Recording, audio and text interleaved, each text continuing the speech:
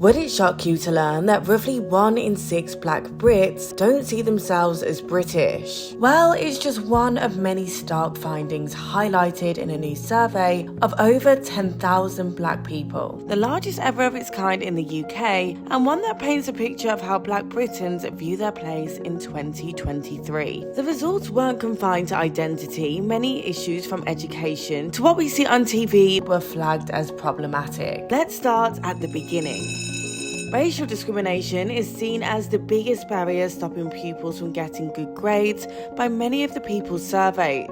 There's also perception teachers automatically expect Black students to perform worse academically than their classmates. And 95% of those surveyed think schools neglect Black history, and many think hiring more Black teachers could help. But the discrimination doesn't stop once you wrap up your education. 88% said they experience it in the workplace, and some feel like speaking up can actually make things worse. Even more people said that they change how they express themselves to fit in. And what about other forms of discrimination? Black people who are LGBT, have a disability, or just want access to mental health services feel like their race has prevented them from getting the help and support they need. Young Black people also feel like they're treated differently because of their skin colour, with an overwhelming 90% saying they expect to experience racial prejudice when they're older. And it's left nearly 40% of those responding keen to ditch the UK and move abroad. And how do these feelings shape the views of authority? Experiences of racism leads to mistrust across a number of institutions, whether it's the criminal justice system, social media companies,